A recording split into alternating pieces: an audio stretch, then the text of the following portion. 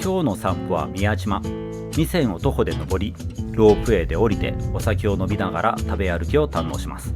それでは行ってみましょう。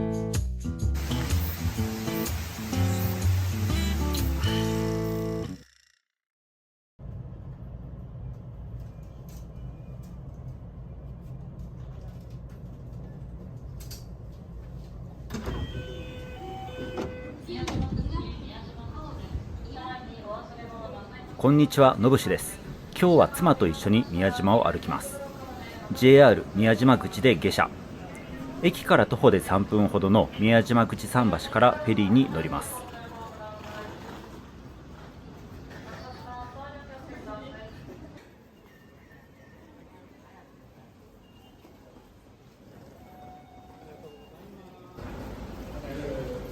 さあ、どっちから行こうか。そうですね。こっちから。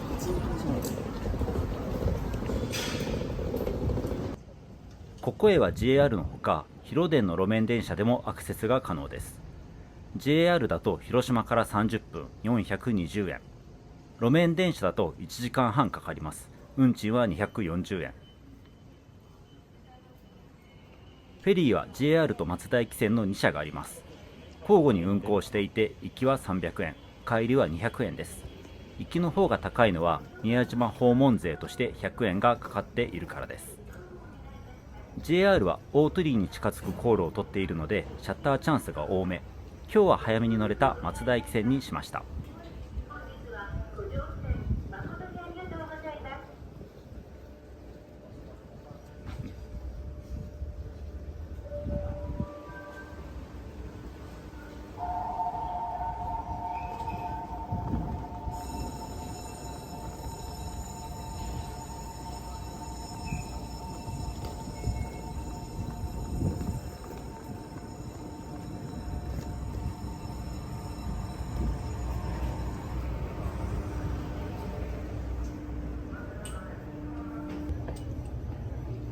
3階の客室です。2階には室内の客室もあります。所要時間は10分ほど。牡蠣いかだが見えます。広島の名産牡蠣。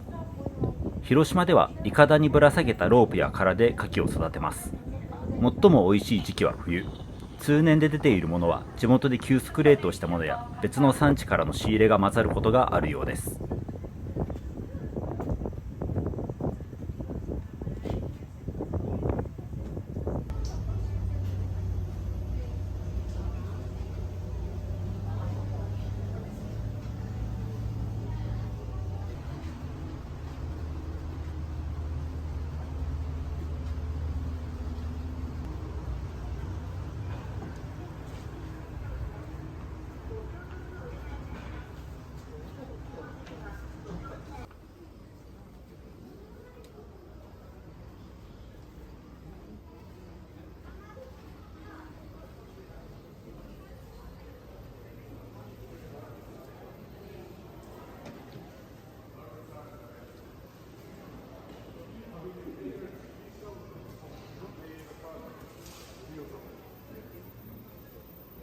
着いた。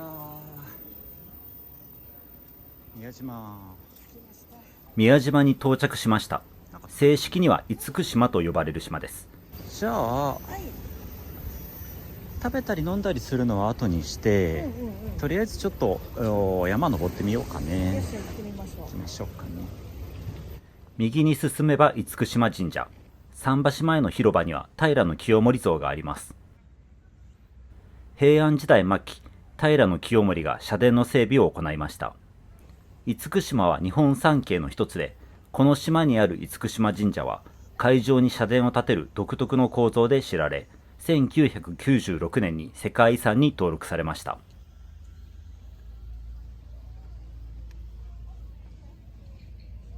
満ち潮の時は大鳥居が海に浮かぶように見えるのが特徴です。タイミングによって表情が大きく変わります。表参道商店街を通って神社側へ向かってみましょう。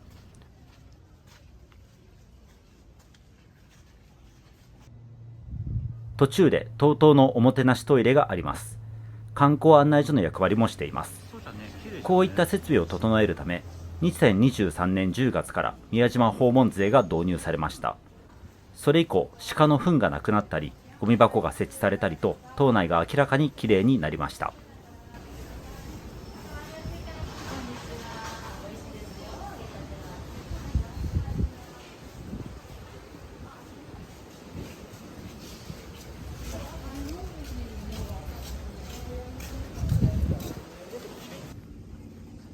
この日は引き潮でした。干潮と満潮の時間は宮島観光協会のサイトからも確認でき、潮位が100センチ以下であればこうやって大鳥居の下まで歩いていけます。満潮の時には大鳥居が海上に佇んでいるように見えて、違う雰囲気で楽しむことができます。すごい。いいね。これが結構みんなの理想とする。そうじゃね。絵面じゃろうね。ね、そうでしょうな。やっぱ綺麗に塗り替えてありますね。そうじゃね。綺麗になった。いいね。前来た時はもっとボロボロだったよね、確かね。こっちから境内がね、綺麗に見える。見えますんで。普段は海上に浮かぶ社殿の前を抜けて、今日の目的地、弥山の登山道へ向かいます。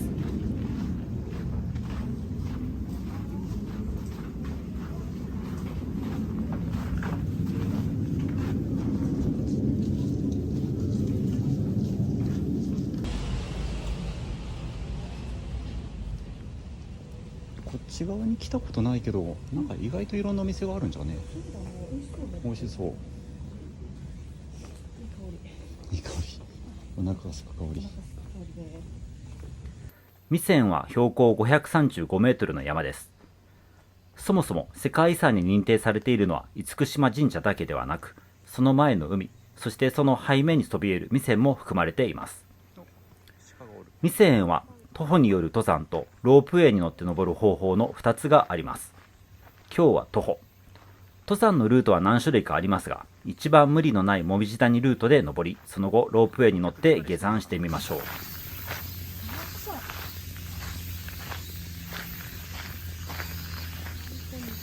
んにちは。そうか、涼しいんだ、こっちの方が全然。そうだね。すごい、なんかおじいちゃんかおばあちゃんかわからんしか。そうだね。おじいちゃんか。おじいちゃんか。角がしっかりしてるから。確かに。こんにちは。す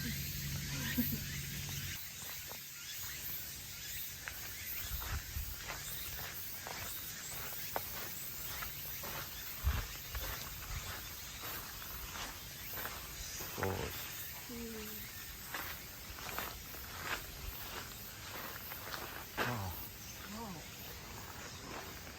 っちからも行けるのかな。帰り通れたら通ってみたいな。厳島神社とは書いてあるね。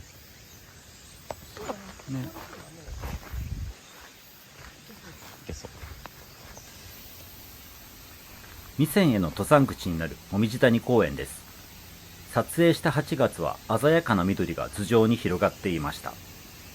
秋になるとこれが赤く色づき、11月頃に紅葉します。ここから本格的な登山道に入ります。宮島について、海に浮かぶ大鳥居で知られる宮島、正式には厳島。この島は古くから島そのものが聖域と考えられていました。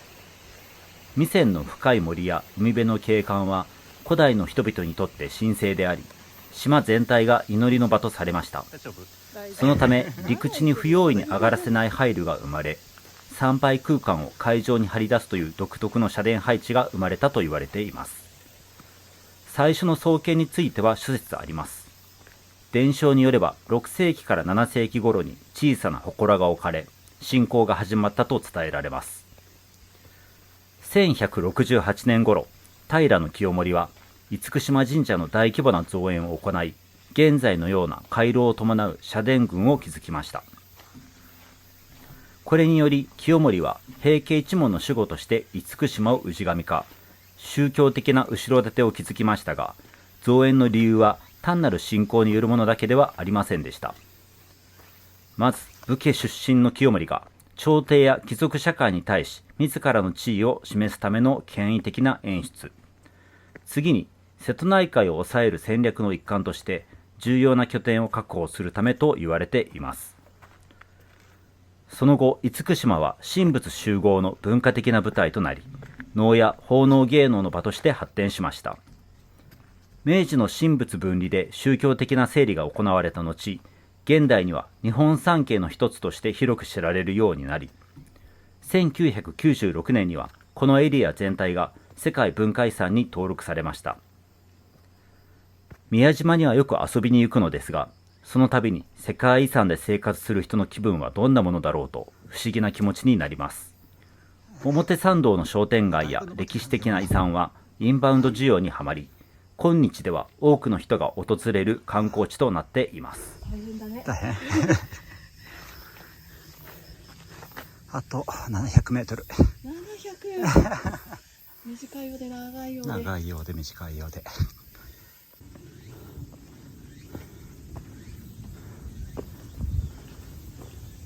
おお、こんにちは。こんにちは。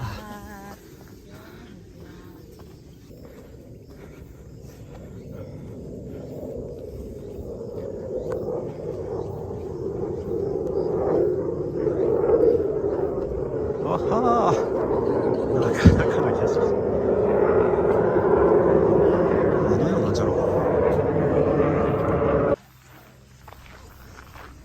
弥山本堂まで登ってきました。伝承によれば弘法大師こと空海が唐から帰国した806年にこの弥山に登り、100日間にわたる修行を行ったと言われています。弥山本堂はそのゆかりの地に建てられたお堂と伝えられており、知恵を与えるとされる虚空蔵菩薩や平家ゆかりの大梵鐘という釣り鐘が安置されています。どれにしよう、どれがいい？じゃあムプヨス臭い。どれが好きか行きましょう。じゃあ行きます。はいよ。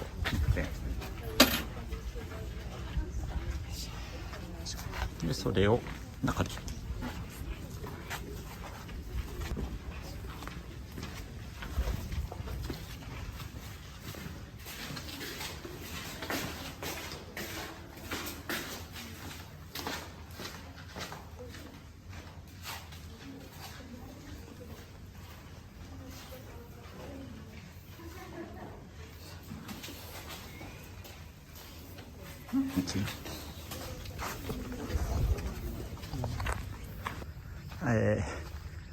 あれかな。あれなの？意外と上だな。は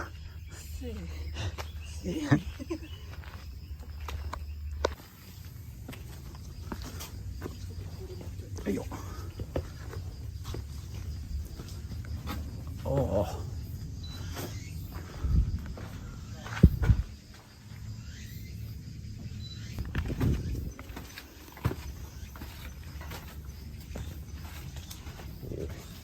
上が綺麗。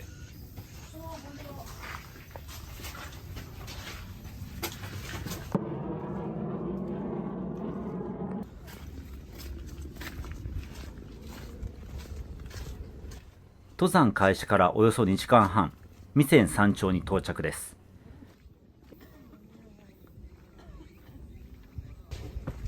結構な段数がある。山頂は展望台があり、瀬戸内海に浮かぶ島々を見渡すことができます。飲料や食べ物の販売はないので、あらかじめ用意しておきましょう。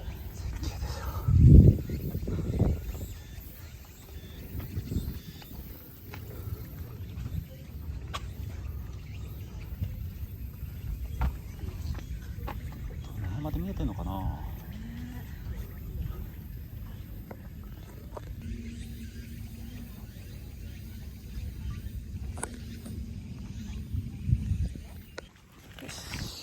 今度は降りましょう。降りましょう。ゲブラを目指して。こ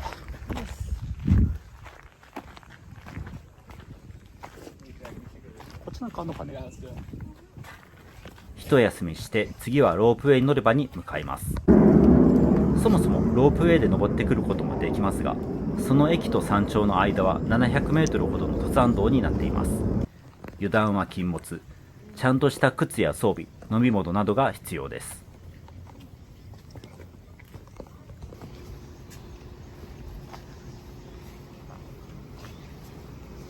宮島ロープウェイ獅子岩駅。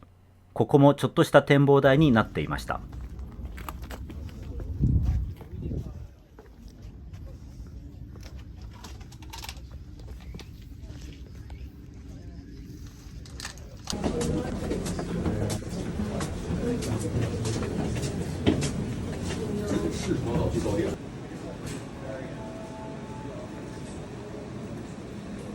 乗れなさそう。ロープウェイは途中で乗り換える方式になっていて、この獅子岩駅から中腹の茅谷駅までは構想式という30名乗りの車両です。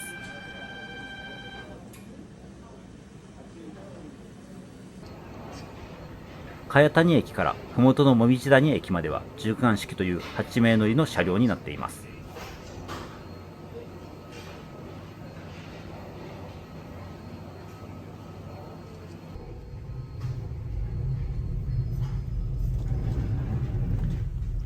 仕事用携帯。チップラインとかでもこの岡田その行くの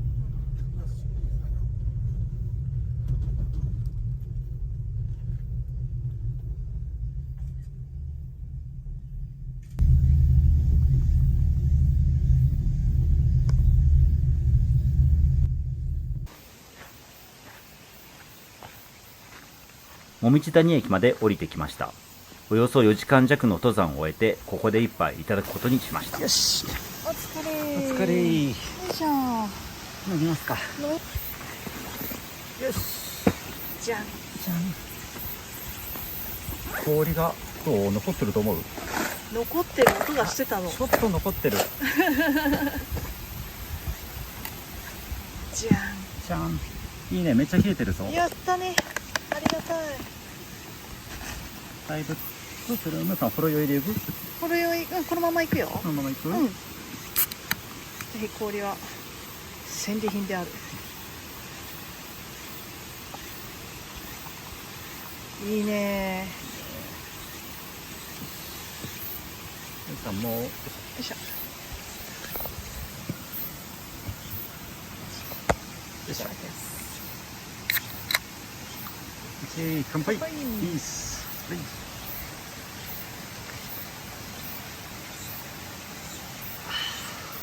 うまい。うまい。さすがにうまい。さすがにうまい。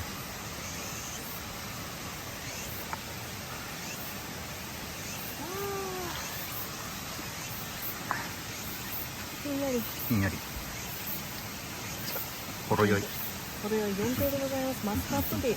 確かにね、爽やかな味わいですよ。爽やかな味わいですか。うんいやー、疲れた疲れた。疲れたね。もう一歩きかな。あ、そうですね。宮島桟橋までだけ、そこまでじゃないけど。うん。まあ、あとは下りですわね。そうじゃね。あとはゲブラとか、うん。うん、宮島の商店街で美味しいもうちょっと飲んで食べて。うん。美味しいな。美味しい。リップトンやるな。ちゃんとリップトンの味なんだよ。本当に。うん。美味しい。お腹空いたね。お腹空いた。やっぱ山頂は塩結びじゃな。あ、そうじゃね。あーちょっと塩分持ってた方がいいね、あれね。ねえ。いや、前の外国人が意外におむすびとかサンドイッチ持ってきてるのびっくりしたね。ああ、そっかそっか。うん。あ、持ってきてるんだと思っうん。多分お酒持ってってるの我々だけだった。た。だね、いっちゃん鍋とか。鍋腐ったつもりはないんだけど。そうね。いや、もう山頂でこれは美味しいだろうと思って買ってきたので。ちょっとさすがに開けづらかったね。開けづらかった空気感がね、なんかみんな全量な感じで。うん。あら、バスが来た。本当だ。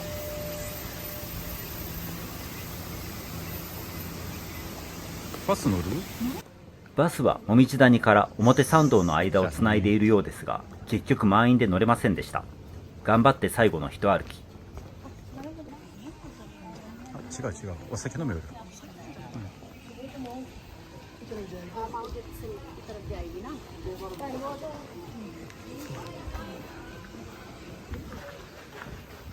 さあ、2線をぐるっと帰ってきました。帰ってきました。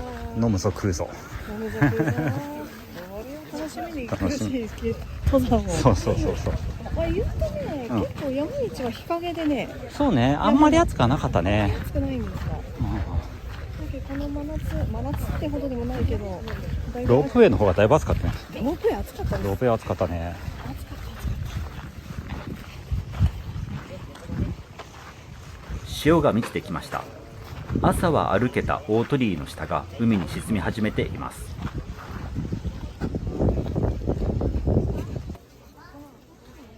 表参道商店街です。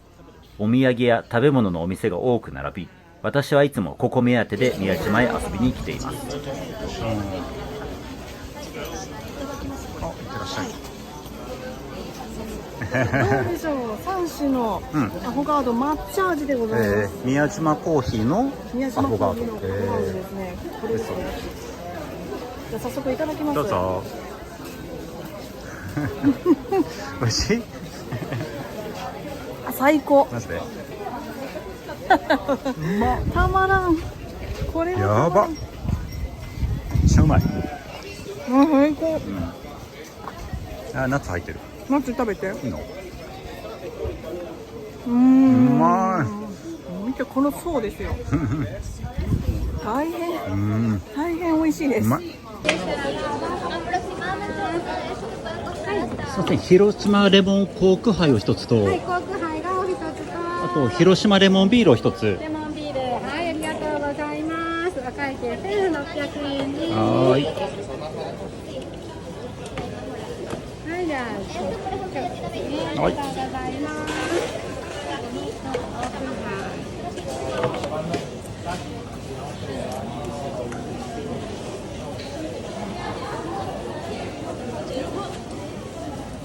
はい、ではカップをお持ちいただきましたらおかわりが200円でできます。はいおかわりの際はメニューの変更もできます。はいはい、混ぜてお飲みくださいね。お願いします。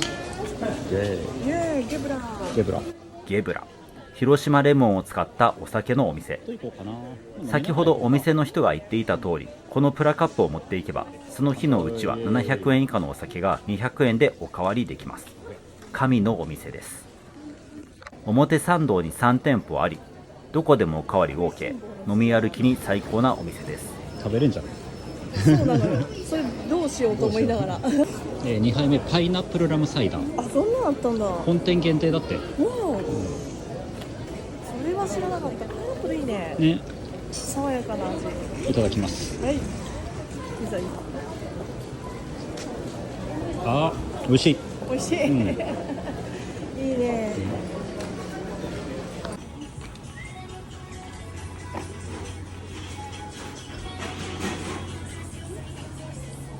トマトチーズカレーパン。カレーパン。やっぱここはカキカレーでしょ。そうね。カキカレーパン。カキカレーパン。宮島の。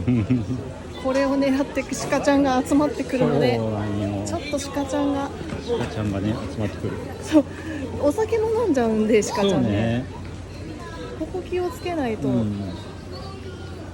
さあ次のゲブラでお酒をきれいに追加してだいぶ飲んだからね。そうだね。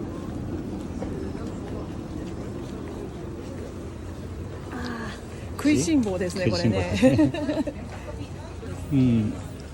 ゲブラの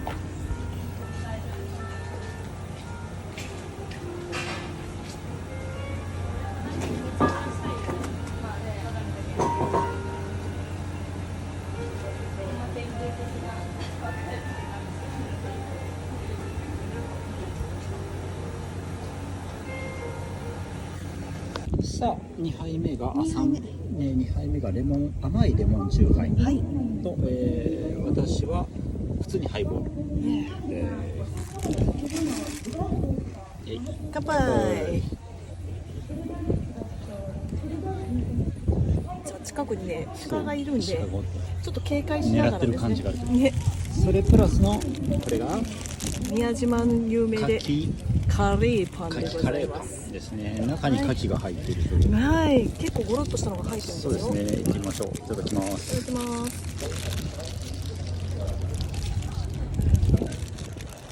うまい。牡蠣の香り。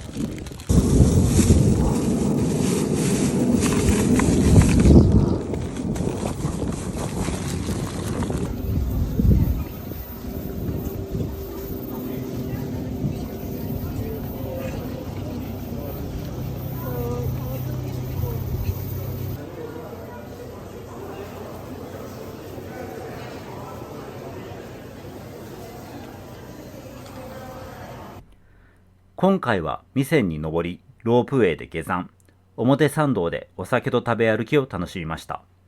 何度も行きたくなるとても美味しい神の島。皆さんもぜひ行ってみてください。最後まで見てくださりありがとうございました。高評価、チャンネル登録お待ちしています。